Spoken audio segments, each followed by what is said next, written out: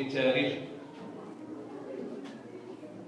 كما نعلم جميعا فإن المغرب تعرض لضغط استعماري طيلة القرن التاسع عشر، انتهى بفرض الحماية الفرنسية والإسبانية عليه.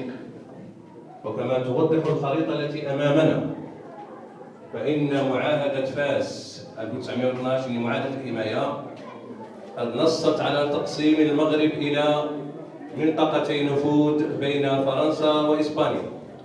فاللون الأخضر الظاهر في الخريطة هي المناطق الوسطى التي احتلتها فرنسا، فيما إسبانيا كان نصيبها من هذه المعاهدة منطقة الشمال والمناطق الجنوبية. أما مدينة طنجة فقد خضعت لإدارة دولية، ومباشرة بعد فرض هذه المعاهدة انتقل الشعب المغربي إلى الكفاح الذي قاده البطل المغفور له محمد الخامس والشعب المغربي. وبعد هذا النضال الذي دام 44 سنة حصل المغرب على استقلاله، لكنه كان استقلالا ناقصا كما تبين الخريطة، حيث أن فرنسا خرجت من مناطقها أو من المنطقة التي كانت تحتلها، أما إسبانيا فقد اعترفت فقط باستقلال المناطق الشمالية. هنا سينتقل المغرب إلى مرحلة أخرى، وهي مرحلة الكفاح من أجل استكمال الوحدة الترابية. في هذا الإطار نجح المغفور له محمد الخامس من استرجاع منطقة طنجة الدولية من الإدارة الدولية سنة 1956، ثم استرجع منطقة طرفايا سنة 1958. إسبانيا رفضت الخروج من المناطق الأخرى، ومنها سيدي إفنيك والساقية الحمراء ووادي الذهب. هنا لجأ المغرب إلى المنتظم الدولي، أي إلى الأمم المتحدة، التي ألزمت قراراتها إسبانيا بالخروج من سيدي إفنيك. وفعلا تحرر هذا الإقليم على يد الراحل الحسن الثاني سنة 1969.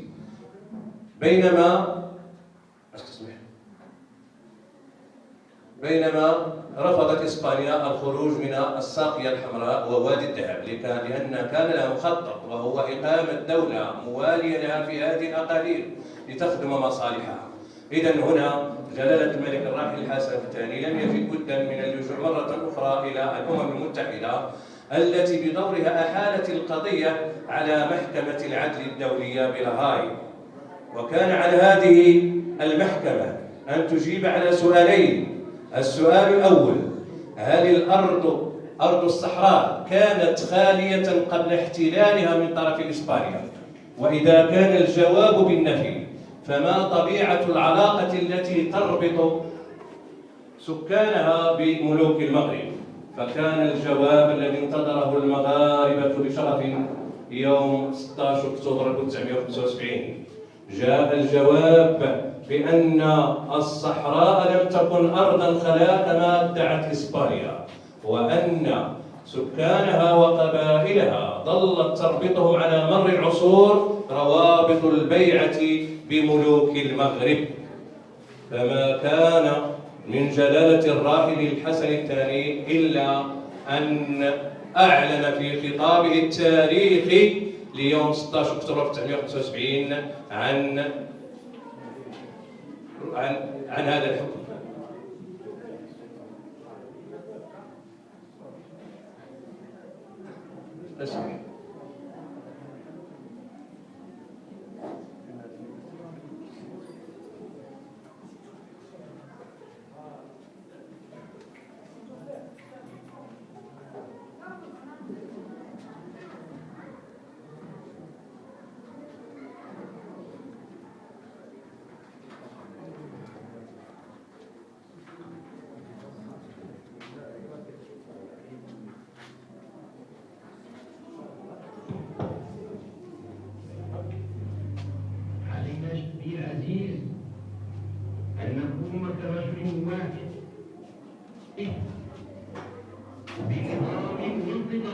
ولنصل الرحم مع إخواننا الصحابة.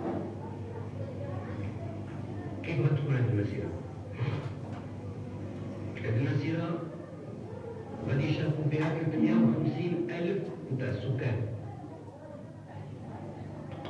شعبي العزيز، عليك أن تقدر وتفكر وتقيم شنو هي 350,000 من السكان، 10% من هذه النسبة. إذن هنا كان إعلان الخطاب بتنظيم المسيرة الخضراء التي كما قال جلالته بأنه سيشارك فيها 350,000 متطوع ومتطوعة. وهنا أريد أن أتوقف قليلا لنوضح لماذا جلالة الملك اختار بالضبط 350,000 متطوع ومتطوعة ولم يختار عددا أكثر أو أقل. فقد وضح ذلك جلالته فيما بعد على أن هذا العدد هو عدد سكان المغرب الذي يتزايد بهم سكان المغرب سنويا في تلك الفترة.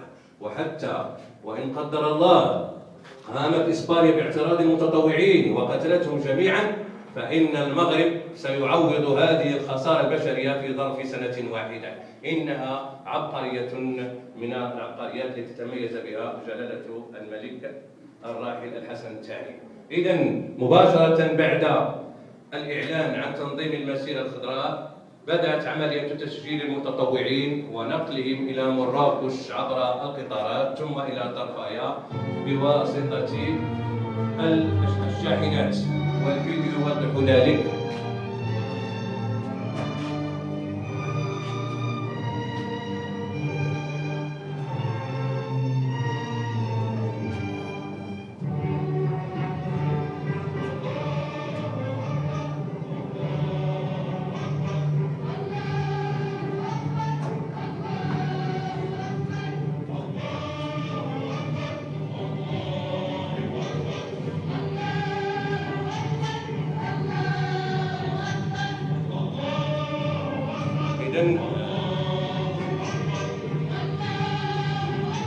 إذن بعد أن تم تجميع المتطوعين بطرفايا جاءت اللحظة الحاسمة، وهي لحظة الإعلان عن انطلاق هذه المسيرة المضفرة. فكان خطاب أكادير ليوم 5 نوفمبر 1975 الذي أعلن فيه جلالته عن انطلاق المسيرة الخضراء في اليوم الموالي. ستنطلق المسيرة غدا إن شاء الله. ستطأون أرضا من أراضيكم وستلمسون رملا من رمالكم وستقبلون أرضا من وطنكم العزيز. أما فيما يخص جزء قصير من العرض فسوف يكون بعد فاصل بطبيعة الحال مع أغنية